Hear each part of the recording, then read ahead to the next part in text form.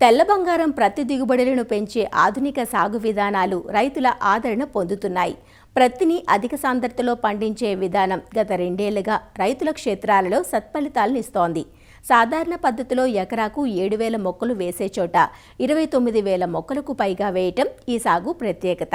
అలా ఈ ఏడాది ఖమ్మం జిల్లా రైతులు ప్రయోగాత్మకంగా సాగు చేసిన ప్రత్తి అధిక దిగుబడులను నమోదు చేసింది.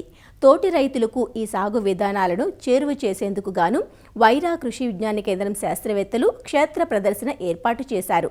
ఇందుకు ఆ సాగు విధానాలు ఎలా ఉన్నాయో, దిగుబడుల మాటేమిటో, రైతులకు కలిసొస్తున్న అంశాలేవో ప్రత్తిని అధిక సాంద్ర పద్ధతిలో పండించిన ఆ రైతుల నుంచే తెలుసుకుందాం.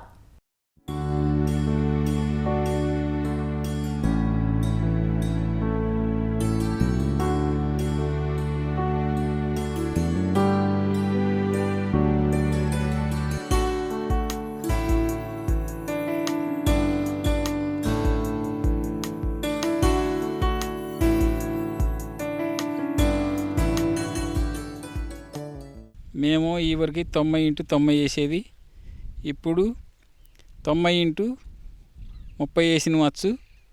ఎకరానికి ఈ వరకు 2 ప్యాకెట్లన్నర గింజలు పెట్టేది, ఇప్పుడు 4 ప్యాకెట్లు గింజలు పెడుతున్నాం ఒక ఎకరానికి ఒక్కంటికి.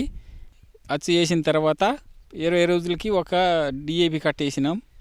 తర్వాత 40 రోజులకి ఒక యూరియా కట్ట, ఒక అమోనియా కట్టేసినాం. అంతటితో బంద్ చేసినాం. ఏమీ మందులు కొట్టలేదు. ఇప్పుడు కనుక 40 రోజులకి మేము కింద కత్తిరింపు ఇచ్చిను, 4 మండలం కత్తిరింపు ఇచ్చిను. ఆ తర్వాత చివర 4 అడుగులు వచ్చిన తర్వాత చివర కట్ చేసిను. ఇప్పుడు దిగుబడి ఎక్కువ వచ్చింది. చెట్టుకి 40 నుంచి 50 కాయల మట్టికి కాసినాయి. చివరి దింపిన తర్వాత మాకు కాయలన్నీ ఒకసారే పగిలిపోయినాయి. మాకు మంచిగా దిగుబడి వచ్చింది. రెండో పంటకి కూడా అనుకూలంగా ఉంది. ఈ పత్తి ఒక ఎకరానికి ఒక్కంటికి ఒక కారుకు 10 క్వింటాలు వెళ్ళింది. ఇంకా 5-6 క్వింటాలు అయ్యే అవకాశం ఉన్నది. గులాబీ రంగు పువ్వు కూడా వచ్చే అవకాశం లేదు. ఈ పద్ధతి మంచిగా ఉంది. నాకు తెలిసిన కాడ నుంచి 15-20 సంవత్సరాలుగా సాగుబడి చేస్తూ ఉన్నాము పత్తిని. అయితే పత్తి సాగుబడి విధానంలో ఒకప్పుడు 90x90 పెద్దచ్చులు వేస్తూ పత్తి అనుకూలంగానే పండేది. ఎకరానికి ఒక 10 క్వింటాలు దిగుబడులు తీసేటోళ్ళము. ఆ విధానం నుంచి పత్తి 90x30 ఒకటి చిన్నచ్చు ఒకటి పెద్దచ్చు వేసే విధానానికి మారినాము. ఎకరానికి ఒకప్పుడు 2 ప్యాకెట్ల నుంచి ఇవాళ 4 ప్యాకెట్లు వేసేటట్టు తయారయ్యాము అధిక సాంద్రత పద్ధతిలో. వేసిన ఒక 30 డేస్లో 4 అడుగుల హైట్ వరకు వచ్చింది. కింద వేస్ట్ బ్రాంచెస్ తీసేయటం జరిగింది. దాంతోపాటు దీనికి మందుకట్టలు ఒక మాదిరిగా అధిక మొత్తం లేకుండా, ఎక్కువ ఎదగకుండా తక్కువ మొత్తంలో ఫర్టిలైజరు, ఒక యూరియా ఒక 20 లాంటి యూజ్ చేస్తూ తక్కువ ఫర్టిలైజర్తో మూమెంట్ అయింది. అధిక సాంద్రత పద్ధతిలో గాలి వెలుతురు అన్నీ సక్రమంగా జరగటం వల్ల మంచి క్రాపు వచ్చేసింది. ఒక్కొక్క చెట్టుకి 100 గ్రాములు వచ్చినా కానీ 17,000 మొక్కలు రావటం అనేది ఎకరంలో రావటం జరుగుతుంది. కాబట్టి ఎకరానికి ఒక 17 క్వింటాలు దిగుబడులు వచ్చే అవకాశం ఉంది. మెఫికాట్ క్లోరైడ్ లాంటి మందులు వాడటం వల్ల ఆకు లేకుండా అచ్చం పత్తే కనబడుతుంది. డిసెంబర్ స్టార్టింగ్కే దీన్ని క్లోజ్ అనేది జరుగుతుంది. అదర్ క్రాప్కి వెళ్ళడానికి అనుకూలంగా ఉంది. కాబట్టి ఈ పద్ధతి అందరూ అవలంబించడం చాలా బాగుంటుంది. ప్రతి ఇయర్ కూడా పత్తి సాగు చేస్తాను. ప్రతి సంవత్సరం కూడా 90x90 వేసేసి అరకలతోటి కొంచెం సాగు చేసేటోళ్ళము. అలా కాకుండా కొత్త పద్ధతుల్లో 90x30 పెట్టుకొని ఒక ఎకరానికి వచ్చేసి 3 నుంచి 4 ప్యాకెట్ల మధ్యలో గింజలు చేస్తున్నాము. కేవీకే వాళ్ళ వైరా సలహాల మేరకు మొక్క యొక్క పైన కత్తిరించేసి ఒకేసారి పత్తి ఎక్కువ దిగుబడి రావడానికి అవకాశం ఉన్నది అని చెప్తే అదే పద్ధతిలో మేము చేసినాము. ప్రతి ఎకరానికి 15 క్వింటాల నుంచి 16 క్వింటాలు, 17 క్వింటాలు అలా రావడం జరుగుతుంది.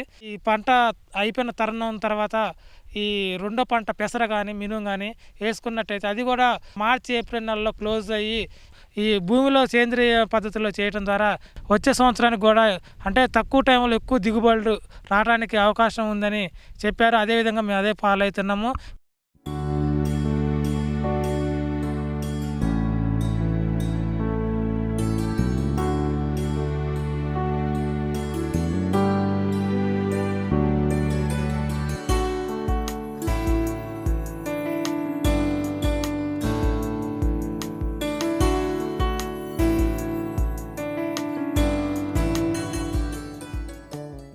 భారతదేశంలో సాగు చేసే వివిధ రకమైన పంటలలో పత్తి పంట అనేది కూడా చాలా ప్రధానమైంది.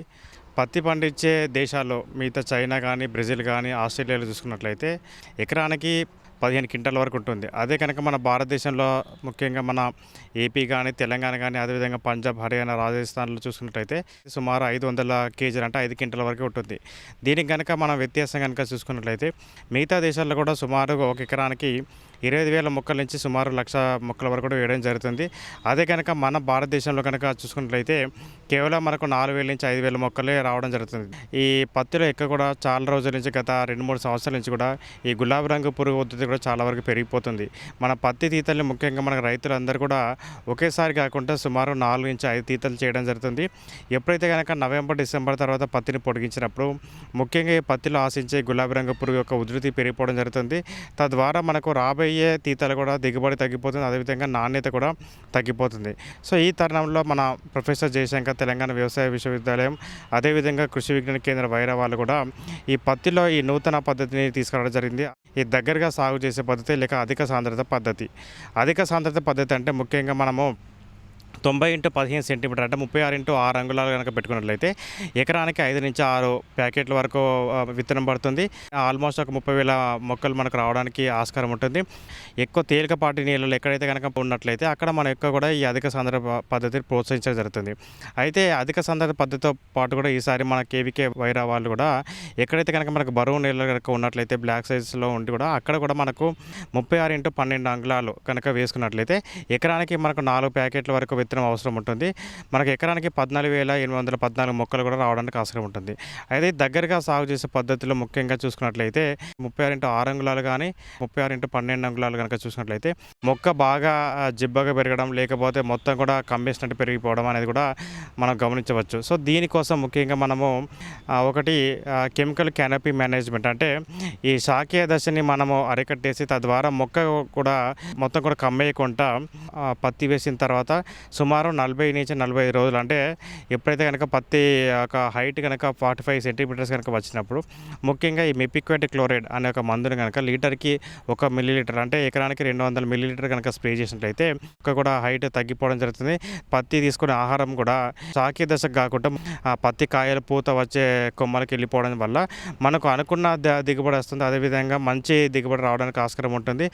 ఫస్ట్ పిచికారీ 40 నుంచి 40 రోజుల తర్వాత స్ప్రేయింగ్ చేసిన తర్వాత నెక్స్ట్ 15 నుంచి 20 రోజులకి లీటర్కి 1.2 మిల్లీలీటర్లు కనుక మళ్ళీ మెపిక్వేట్ క్లోరైడ్ కనుక స్ప్రే చేసుకున్నట్లయితే మనకు గాలి వ్యవస్థ బాగుంటుంది, అదేవిధంగా వెలుతురు బాగుంటుంది, అదేవిధంగా చాలా వరకు కూడా మనకి మొక్క జిబ్బగా పెరగకుండా తద్వారా కూడా మనకు కింద వచ్చే కాయలు కూడా ఎలాంటి కాయకులు లేకుండా కూడా మంచి కాయలు కూడా రావడానికి ఆస్కారం ఉంటుంది.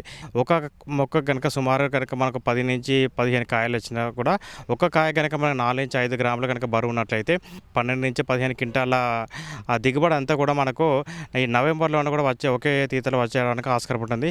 రాబోయే రోజుల్లో కూడా మనకు మొక్కల సంఖ్య పెంచుకోవడము, అదేవిధంగా మిషన్ హార్వెస్టింగ్ తోటి వరి, మొక్కజొన్న ఏవైతే అయితే మనం ఒకేసారి మనం కోత కోసుకుంటామో ఆ విధంగా మనకు ఒకేసారి మనకు తీత తీసుకోవడానికి ఆస్కారం ఉంటుంది. అదేవిధంగా గులాబీ రంగు పురుగు నుంచి కూడా బయటపడే అవకాశం ఉంటుంది.